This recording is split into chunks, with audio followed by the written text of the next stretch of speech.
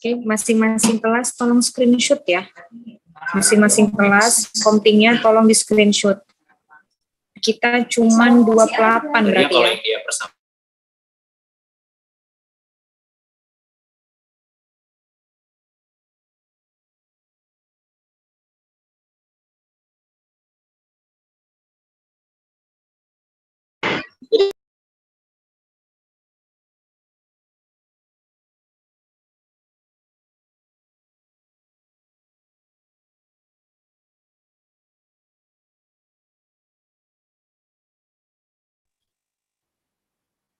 Baik Bu, izin Bu. Mungkin pada teman-teman dimohon untuk buka kameranya dulu. Kenapa? Baik, di layar saya ada 2 slide. Kita mulai dari slide yang pertama dulu.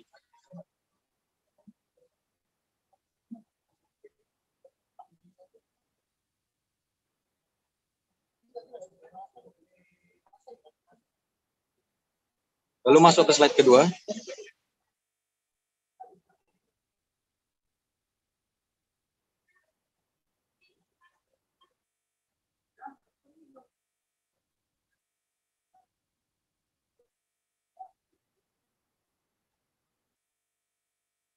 Baik Bu, sudah Bu.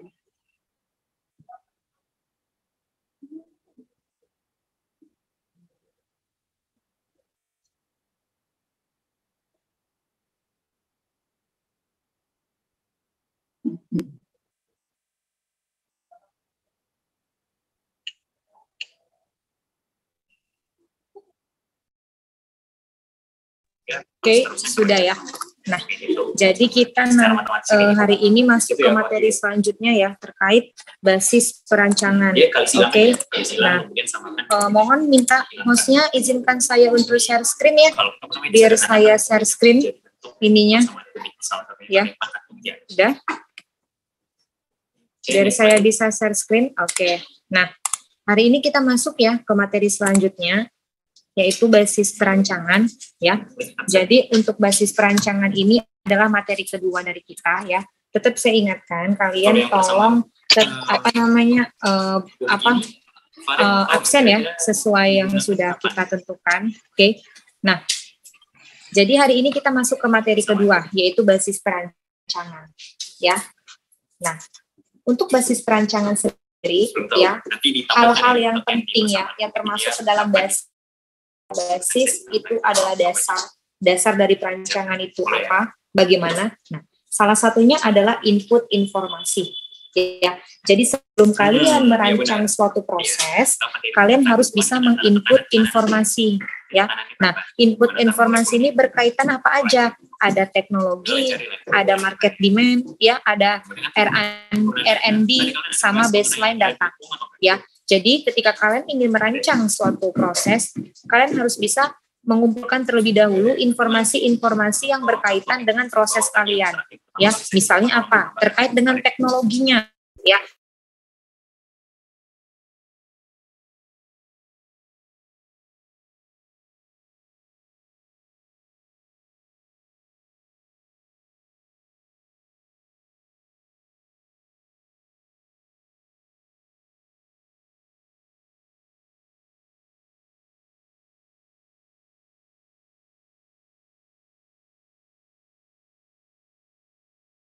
Alat tadi tuh ya. Kemudian habis itu market demand. Nah, market demand ini apa? Kebutuhan pasar ya. Jadi kalian harus mengetahui terkait jumlah produksi ataupun laju produksi dari bahan baku mungkin ya. Bahan baku apa yang mau kalian pakai misalnya ya. Jadi kalian harus dapat informasinya ya. Informasinya nanti kalian harus cari terlebih dahulu. Makanya kalau misalnya di dalam suatu rancangan pabrik, mahasiswa itu tahu nanti alasan dia memilih kapasitas seperti ini karena jumlah produksi ini di Indonesia itu sangat melimpah sehingga bahan bakunya nanti nggak akan kehabisan lah. Karena bahan baku itu harusnya nggak boleh yang habis gitu. Bahan baku itu harus yang benar-benar tersedia ya. Jadi kan harus tahu bahan bakunya apa, jumlahnya bagaimana Kemudian laju produksinya bagaimana? Ya, jadi informasi-informasi terkait produksi kalian ini nanti harus kalian input, harus kalian cari juga. Ya, kemudian terkait ke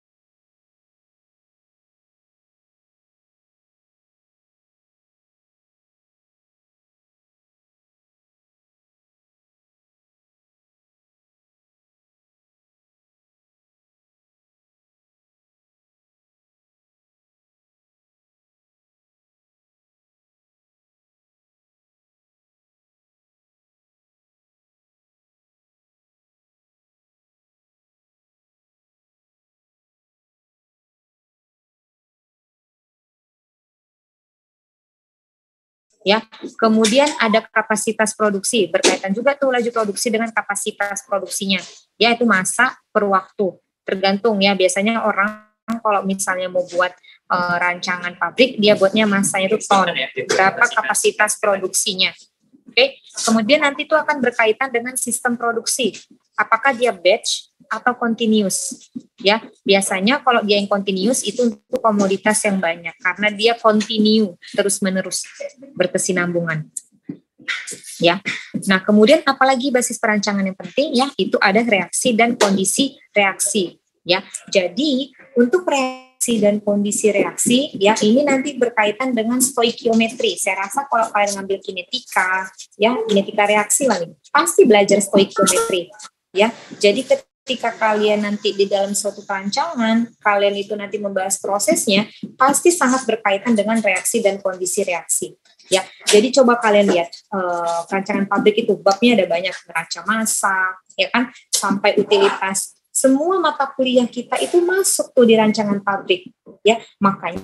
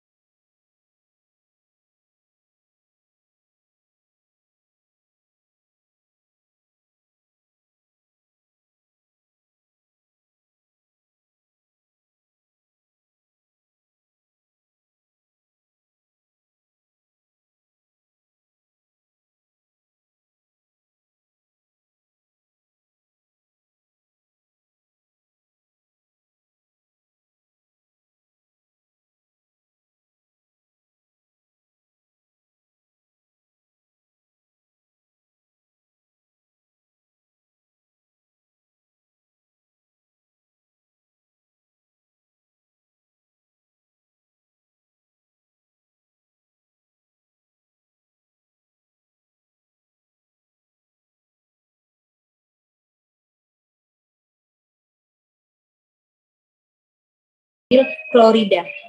Ya, ada banyak caranya untuk menghasilkan si vinil klorida. Ya, jadi mau pakai reaksi yang mana? Reaksi pertama kah? Kedua kah? Ya, nah, untuk menghasilkan reaksi, untuk memilih, nah itu nanti yang akan kalian pertimbangkan. Ketika kalian memilih reaksinya, apa yang harus kalian pertimbangkan? Misalnya adanya produk samping yang dihasilkan. Nah, produk sampingnya itu bagaimana? Apakah bisa dijual? Atau dia malah merupakan limbah gitu. Ya, jadi kalau misalnya kita menggunakan produk samping, kita harus memikirkan kira-kira produk samping itu gimana ke kita. Apakah bermanfaat atau malah kita mengeluarkan uang gitu. Nah, makanya dari semua reaksi-reaksi itu kalian harus bisa memikirkan kira-kira reaksi mana yang paling sesuai untuk proses kalian. Gitu. Ya, itulah yang terjadi di basis perancangan. Makanya dia termasuk ke dalam salah satu basis perancangan karena dia urgensinya juga sangat penting. Ya. Kemudian ini tadi ya masih ke dalam stoikiometri semua reaksi ya. Jadi nanti kita mempengaruhi lah terkait tekanannya ya, kondisi-kondisi reaksi lah ya, terkait tekanan, temperatur, ya. Kemudian mungkin beberapa informasi terkait distribusi produk terhadap konversi, kemudian informasi terkait terhadap waktu tinggalnya, ya. Kemudian kalau di reaksi dia pakai katalis, bagaimana keadaan katalisnya, apakah dia homogen, ya. Kemudian terkait laju deaktivasi ataupun regenerasi dari katalis, ya. Biasanya kan kalau orang pakai katalis itu ada yang menggunakan, ada yang diregenerasi. Kenapa? Karena kan katalis itu harganya sangat mahal, ya. Jadi banyak beberapa orang akan meregenerasi katalis tadi. Ya, itu juga harus bisa diketahui, ya. Nah, masih terkait dengan reaksi dan kondisi reaksi, tadi terkait stoikiometri, ini adalah tentang selektivitas. Ya, jadi untuk data selektivitas itu harus kalian cari juga datanya. Ya, jadi di sini termasuk ke dalam basis perancangan. Kenapa? Karena kan harus menemukan data tentang selektivitas dan variasinya dengan konversi. Ya, jadi informasi ini juga sangat penting dalam suatu perancangan konseptual. Ya, jadi kita harus mengetahui selektivitas dari reaksi tersebut. Ya, kenapa? Karena nanti daftar reaksi ini nanti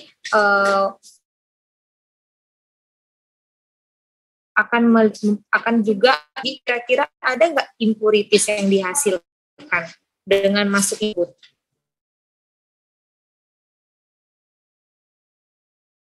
Kita juga harus mengetahui informasi pengotak ini. Kira-kira nanti bisa atau tidak. Nah, masih di reaksi juga ada terkait dengan kesetimbangan kimia, ya. Jadi kesetimbangan kimia itu penting juga ya, karena dia untuk menemukan konversi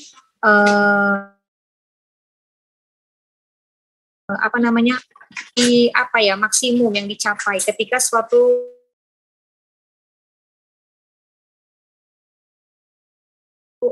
reaksi nanti termodinamika kan ada reaksi kesetimbangan ke kanan atau ke kiri atau dia berada di kondisi yang setimbang gitu. Nah, itu juga sangat penting. Kenapa? Karena kita dapat memperhitungkan si konversi ataupun selektivitas dari proses kita. Ya. Nah, selanjutnya ini tadi yang saya bahas ya, katalis ya. Kalau misalnya kalian pakai katalis di dalam reaksi kalian, itu banyak yang harus kalian pertimbangkan ya. Yang pertama itu mungkin kalian bisa melihat kira-kira katalis mana yang paling potensial untuk digunakan. Nah, ada daftarnya, kemudian kalian masuk ke kira-kira harganya berapa, karena kan katalis itu sangat mahal ya. Ya, karena ingat banget saya zaman teman saya dulu mau penelitian, itu mereka sampai beli katalis harganya jutaan. Ya, jadi katalis itu sangat menurut saya mahal ya. Jadi memang harus sangat-sangat dipertimbangkan. Ya. Kemudian kita harus mempertimbangkan juga regenerasi dari katalis tadi. Bisa nggak diregenerasi? Kalau diregenerasi berapa harganya? Ya, kemudian kalau dibuang bagaimana pembuangannya? Apakah nanti bisa mengotori lingkungan atau tidak? Ya. Nah, selanjutnya untuk basis perancangan itu nanti juga kalian akan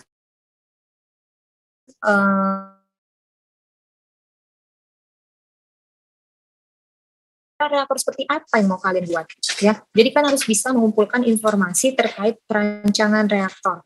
Minimal itu terkait data waktu tinggal, bukan tunggal ya, waktu tinggal, suhu, dan juga tekanan. Jadi ini berkaitan dengan kondisi operasi. Ya, jadi kalian harus bisa mengetahui kira-kira bagaimana proses kalian itu. Berapa suhunya, berapa tekanan operasinya, berapa data waktu tinggalnya. Ya, kemudian kalian kalau udah ingin merancang suatu reaktor, kalian juga harus melihat kinetika reaksinya. Makanya reaksi yang ada di reaktor itu sangat berhubungan satu sama lain. Ketika kalian ingin menggunakan reaktor yang seperti ini, reaksi seperti ini, jadi nanti kalian akan menggunakan reaktor yang seperti ini gitu. Saling berhubungan. Ya, dengan bahan baku. Sama aja kayak misalnya kan mau pakai bahan baku yang dia itu sangat korosif misalnya nih. Ya udah berarti reaktornya itu nggak bisa yang bahannya dari yang carbon steel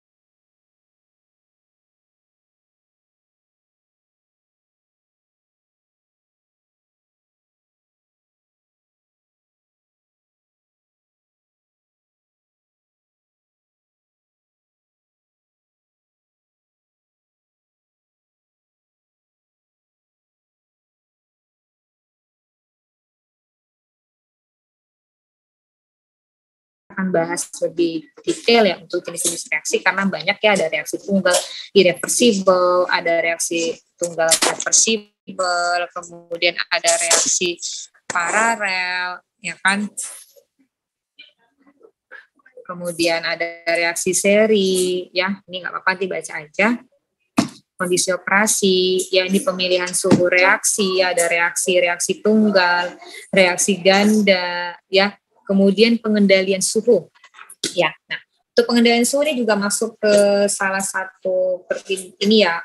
Kalau kalian menggunakan suhu ya dalam proses kalian, kira-kira bagaimana proses kalian itu memanfaatkan suhu yang ada, misalnya pada reaktor pakai suhu. Nah, itu nanti juga akan ada berupa controller, ya. Kemudian misalnya di reaktor menggunakan tekanan, bagaimana cara menentukan reaktor yang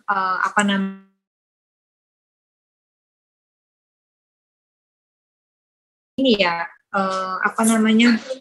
untuk rancangan proses ya untuk reaktor ini. Oke. Nah, selanjutnya untuk kondisi operasi, ini untuk proses yang tidak melibatkan reaksi, ya balik lagi ke proses apa yang kalian gunakan. Misalnya kalian menggunakan proses pemisahan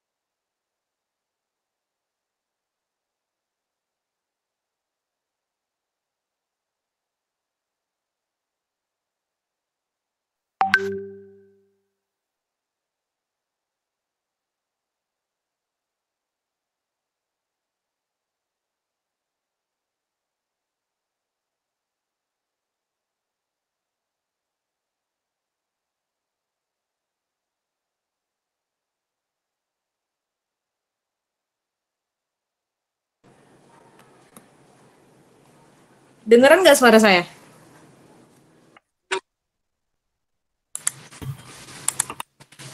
Oke, tadi nggak denger ya berarti ya? Coba hidupin dulu kameranya semuanya nih.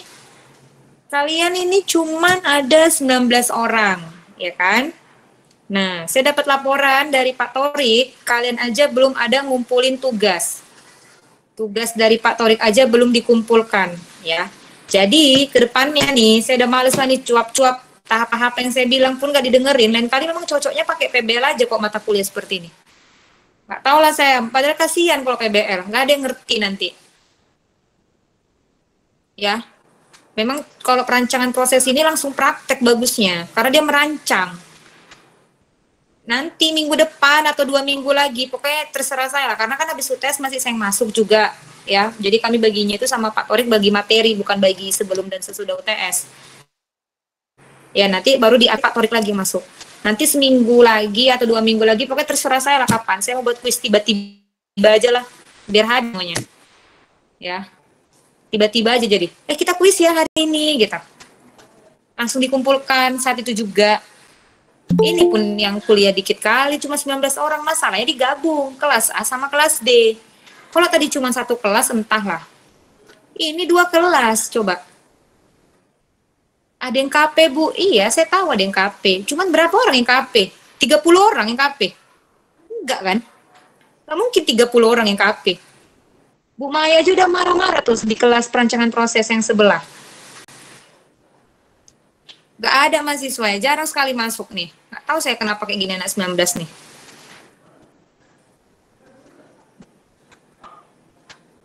Ya, ada yang lagi di jalan lah, ada yang tak lagi ngapain lah. Gitu. Ya. Kita masuk minggu depan lagi aja lah. Kumpulin tugas sama Pak Torik ya. Saya juga nanti akan ngasih tugas. Sama saya ngasih kuis tiba-tiba lah, suka hati saya mau kapan kuisnya tiba-tiba aja. Saya dulu kalau offline, saya suka ngasih kuis tiba-tiba. Kalau saya dulu pas bawa mata kuliah TPBI, hari itu kuis langsung dikumpulkan saat itu juga gitu. Begitu juga kalau apa saya rencana buat. Kalau emang kayak gini cuman kelasnya sedikit sekali yang datang. Sampai nanya, kalian itu kosong di hari apa aja selain hari Jumat? Misalnya mau jadwal ganti.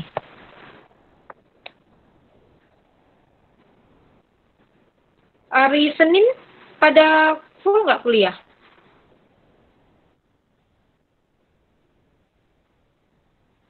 Kelas A sama kelas D ya?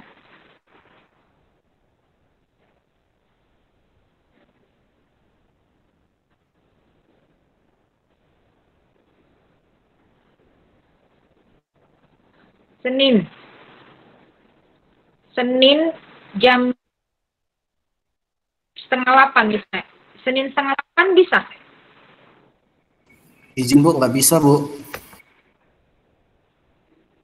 Seninnya 7:30 bisa. Jam 8 lah. Bisa. Itu bukan untuk Senin ini.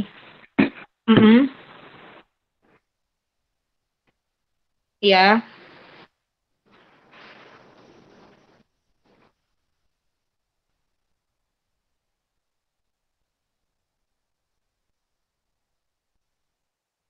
Ya, tolong.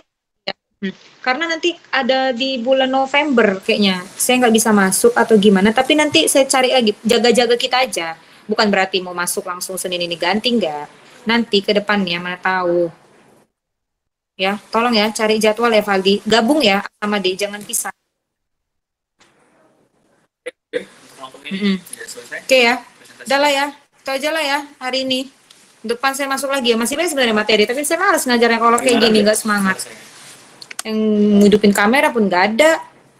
Nggak tahu mesti tentang ngapain orang kalian di situ. Ada yang pakai HP lah. Apa sih pakai HP sebenarnya? Cuman HP itu gerak-gerak gitu loh, yang sambil jalan entah ngapa-ngapain gitu. Siapa nih yang si Zulfikri ini lagi KP loh dia. Kamu kok bisa kuliah lagi KP Zulfikri? Bisa berarti ya kuliah. Izin Bu, kebetulan job desk-nya sudah hampir selesai Bu. Oh, udah oke. Oke lah ya, ketemu minggu depan lagi aja lah. Assalamualaikum warahmatullahi wabarakatuh. Waalaikumsalam. Terima kasih Bu.